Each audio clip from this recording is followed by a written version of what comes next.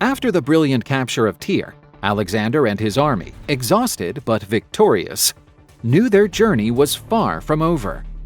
Alexander's strategy was clear. Before marching on the heart of Persia and confronting Darius III, he needed to neutralize the enemy's naval power completely. To do so, it was imperative to seize control of every port along the eastern Mediterranean. With Phoenicia now under his dominion, only one final obstacle stood between him and Egypt: the ancient fortified city of Gaza. While still at Tyre, Alexander demanded that the high priest of Jerusalem, Batis, send him troops and supplies. Batis refused, citing his oath of loyalty to Darius. Furious, Alexander vowed to march on the city and punish it as soon as Gaza fell. Perched strategically atop a hill, Gaza was the last Persian stronghold on the Levantine coast, and the principal trading hub controlling the desert routes to Egypt and Arabia. The city was commanded by Batis, a eunuch whose loyalty to Darius was unshakable. Confident in his city's imposing walls and stocked with ample supplies for a long siege, Batis refused to surrender. He stared down the approaching Macedonian army and saw only another challenge to repel. Alexander arrived before Gaza, expecting swift submission. But Batis's defiance enraged him. The conqueror couldn't let an act of defiance go unpunished.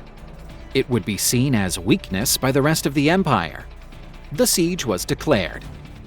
However, the task proved more arduous than anticipated. Gaza's walls were so high that the siege engines brought from Tyre were useless. Under Alexander's watchful eye, the Macedonian engineers concluded that the only solution was to raise the ground itself. Thus began one of the most impressive feats of military engineering in antiquity. Thousands of soldiers and laborers set to work building a massive earthen ramp around the city. Day and night they moved sand and stone, raising an artificial hill that slowly reached the height of the walls. During this colossal effort, Gaza's defenders were anything but idle. Archers rained an unceasing hail of arrows and launched surprise sorties, turning the construction site into a daily battlefield. In one of these clashes, Alexander, always at the forefront to inspire his men, was gravely wounded. An arrow fired from the wall pierced his breastplate and lodged deep in his shoulder. The wound was serious, and the king was hurried to his tent. News that their leader lay at death's door sparked panic in the Macedonian camp. But to everyone's relief, Alexander survived. His recovery, however, only fueled his fury and determination to crush Gaza. Finally, after 2 months of relentless labor, the ramp was complete. The siege engines were positioned, and the final assault began. Battering rams hammered at the walls, while assault towers poured soldiers onto the defenses.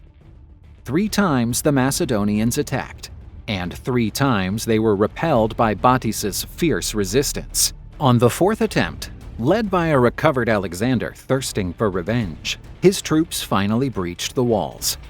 What followed was a massacre. Consumed by rage, Alexander showed no mercy. Every fighting-age man was killed, his soldiers' blades taking some 10,000 lives. Women and children were torn from their homes and sold into slavery, the fate that was becoming the standard for those who dared defy the young conqueror. Gaza, the proud desert fortress, was turned into a silent tomb. But the fate of its commander, Batis, was the most terrible of all. Captured alive, the loyal eunuch was dragged before Alexander. Even in defeat, Batis refused to bow or acknowledge Alexander as his master. He stood silent, staring at his executioner with defiant scorn. Alexander declared that Batis would suffer the same fate as Hector at the hands of Achilles, the hero he idolized. Batis's heels were pierced, and leather straps bound him to the back of Alexander's chariot. The conqueror then whipped his horses, dragging the valiant defender's body around the city walls he had so bravely defended, until his life was brutally extinguished. With Gaza subdued and the road to Egypt open, Alexander resumed his march south. It is at this point in his story that one of the most enigmatic and debated episodes of his life appears: his visit to Jerusalem. News of Gaza's fall and Alexander's approach struck panic in Jerusalem. Batis, the high priest, in desperation ordered public sacrifices and prayers. He proclaimed that his God had appeared to him in a dream and instructed him not to fear. He was to adorn the city, open its gates, and go out to meet Alexander, dressed in full ceremonial robes, accompanied by priests in white linen and the citizens. So it was done. When Alexander saw the procession approaching, he was surprised. His generals had expected an order to sack the city, but instead they saw their king dismount his horse, walk forward alone, and bow before the high priest. Perplexed, his general Parmenion asked why he, whom all worshipped, was bowing to the Jewish priest. Alexander replied that he was not worshipping the man but the God whose holy name he bore on his tiara. He then told them that, back in Macedonia before beginning his campaign, he'd had a dream in which a figure dressed exactly like Batis urged him to cross into Asia, promising that this very God would guide his army and give him the Persian Empire.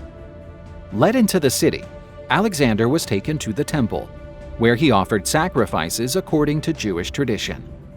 He was then shown the book of Daniel, in which a prophecy foretold that a Greek king would come to destroy the Persian Empire. Enchanted, Alexander believed himself to be the fulfillment of that prophecy and granted the Jews the right to live under their own laws and exempted them from taxes during their sabbatical years. This story, however, is met with extreme skepticism by most modern historians. The chief argument against its veracity is the argument from silence. None of the Greek or Roman historians who serve as primary sources on Alexander, such as Arrian, Plutarch, or Diodorus, mention such an extraordinary event. It seems inconceivable that a detour to Jerusalem and such a miraculous meeting would have gone unnoticed by all of them. The only source that records this event is the 1st century Jewish historian Flavius Josephus. Moreover, scholars point out that the Book of Daniel was most likely written in the 2nd century BC, almost 200 years after Alexander's death, making the prophecy an anachronism. The prevailing view is that Josephus's account is nothing more than a legend, created later to elevate the prestige of Jerusalem and the Jewish priesthood, integrating his people into the grand Hellenistic narrative. Gaza chose resistance and was met with exemplary terror and annihilation. Its destruction served as a warning to all others. Jerusalem, in Josephus's story, chose submission and was rewarded with respect, autonomy, and divine favor.